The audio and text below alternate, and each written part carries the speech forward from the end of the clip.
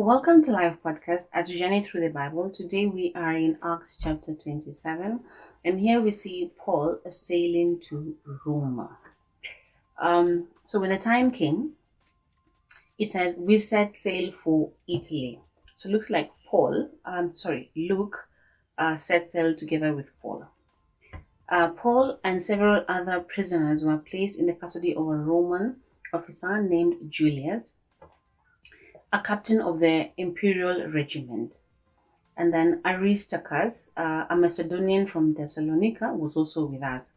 Aristarchus is also mentioned in as a companion of Paul in chapter 19, verse 29, during the riot in Ephesus.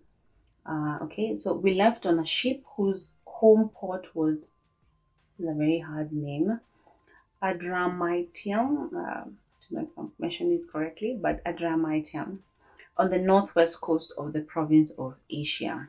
It was scheduled to make several stops at ports along the coast of the province. The next day, when we docked at Sidon, Julius was very kind to Paul. Julius was the captain of the imperial regiment. He was very kind to Paul and let him go ashore to visit with friends so they could provide for his needs. How nice of him. I don't know if the Bible does not record if Paul was bound or anything, but it does record that he let him go ashore to visit with friends so they could provide for his needs. Putting out to sea from there, we encountered strong headwinds that made it difficult to keep the ship on course. So we sailed north of Cyprus between the island and the mainland, keeping to the open sea. We passed along the coast of Cilicia and Pamphylia, landing at Myra in the province of Lycia. There, the commanding officer found an Egyptian ship from Alexandria that was bound for Italy, and he put us on board. So they changed ships. We had several days of slow sailing, and after great difficulty, we finally neared Cnidus, but the wind was against us, so we sailed across to Crete and along the sheltered coast of the island, past the Cape of Salmon. We struggled along the coast with great difficulty and finally arrived at Fair Havens near the town of Lycia. We had lost a lot of time. The weather was becoming dangerous for sea travel because it was so late in fall. And Paul spoke to the ship's officers about it. Life Application Bible Study actually says ships in ancient times had no compasses, so they navigated by the stars. Overcast weather made sailing almost impossible and very dangerous. Sailing was doubtful in September and impossible by November. This event occurred in October AD 59. So that's what the Life Application Bible Study says. And then, so Paul tells him, "Men," he said, "I believe there is trouble ahead if we go on. Shipwreck." So Paul is telling the officers that if you go on like this, we'll get trouble and we're going to be shipwrecked. Loss of cargo and danger of our lives as well. But the officer in charge of the prisoners listened more to the ship's captain and the owner than to Paul, so they ignored him. And since Fair Havens was an exposed harbor, a poor place to spend the winter, most of the crew wanted to go on to Phoenix, further up the coast of Crete, and spend the winter there. Phoenix was a good harbor with only a southwest and northwest exposure. And then from verse 13, we see a storm. When a light wind began blowing from the south, the sailors thought they could make it. So they pulled up anchor and sailed close to the shore of Crete. But the weather changed abruptly, and a wind of typhoon strength, called a northeaster, burst across the island and blew us out of sea. The sailors couldn't turn the ship into the wind, so they gave up and let it run before the gale. We sailed along the sheltered side of a small island named Cauda, where with great difficulty we hoisted aboard the lifeboat's the lifeboat being towed behind us.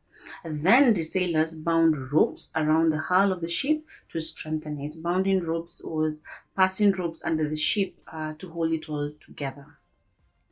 They were afraid of being driven across to the sandbars of Saitis of the African coast. So they lowered the sea anchor to slow the ship and were driven before the wind. The next day, as gale force winds continued to batter the ship, the crew began throwing the cargo overboard. The following day, they even took some of the ship's gear and threw it overboard. The terrible storm raged for many days, blotting out the sun and the stars until at last all hope was gone. Now, no one had eaten for a long time. Finally, Paul called the crew together and said, "Men, you should have listened to me in the first place." Remember, he had told them not to go in that direction because of shipwreck. So he says, "You should have listened to me in the first place and not left Crete. You would have avoided all this damage and loss. But take courage. None of you will lose your lives, even though the ship will go down." So Paul is like, no one will die, but the ship will go down. "For last night an angel of the Lord, to whom I belong and whom I serve, stood beside me and said, 'Don't be afraid, Paul, for you will surely stand trial before Caesar. What's more, God in his goodness and has granted safety to everyone sailing with you. So take courage, for I believe God, it will be just as he said, but we will be shipwrecked on an island.'" So the angel of the Lord appeared to Paul and told him that everyone is going to be okay and he will still stand trial before Caesar. And he shouldn't be afraid, but to be encouraged. And so that is what Paul did. He encouraged everyone else who was on board. And then from verse 27, we actually see the shipwreck happen. About midnight on the 14th night of the storm, so the storm was on for 14 nights, as we were being driven across the Sea of Adria, this is the Mediterranean Sea, the sailors sensed land was near. They dropped a weighted line and found that the water was about 120 feet deep. But a little later, they measured again and found it was only 90 feet deep. At this rate, they were afraid they would soon be driven against the rocks along the shore. So they threw out 4 anchors from the back of the ship and prayed for daylight. Then the sailors tried to abandon the ship. They lowered the lifeboat as though they were going to put out anchors from the front of the ship. But Paul said to the commanding officer and to the soldiers, "You will all die unless the sailors stay aboard." So the soldiers cut the ropes to the lifeboat and let it drift away. Just as day was dawning, Paul urged everyone to eat. "You have been so worried that you haven't touched your food for 2 weeks," he said. "Please eat something now for your own good, for not a hair of your heads will perish." So here we see Paul becoming an encourager to the people that were with him. Then he took some bread, gave thanks to God before them all, and broke off a piece and ate it. Then everyone was encouraged and began to eat, all 276 of them who were on board. After eating, the crew lightened the ship further by throwing the cargo of wheat overboard. When morning dawned, they didn't recognize the coastline, but they saw a bay with a beach and wondered if they could get to shore by running the ship aground. So they cut off the anchors and left them in the sea. Then they lowered the rudders, raised the foresail, and headed toward shore. But they hit a shoal. A shoal is a large number of fish swimming together. So they hit a shoal of fish and ran the ship aground too soon. The bow of the ship struck fast, while the stern was repeatedly smashed by the force of the waves and began to break apart. So the soldiers wanted to kill all the prisoners to make sure they didn't swim ashore and escape. But the commanding officer wanted to spare Paul, so he didn't let them carry out their plan. Then he ordered all who could swim to jump overboard first and make for land. and the others held on to planks or debris from the broken ship. So everyone escaped safely to shore. And that was Acts chapter 27, in which we read 44 verses with so many lessons. What are these? We see that Luke sailed with Paul because he writes, "We set sail" in verse 1. Paul was assigned a place in custody of Julius, a Roman officer who was kind.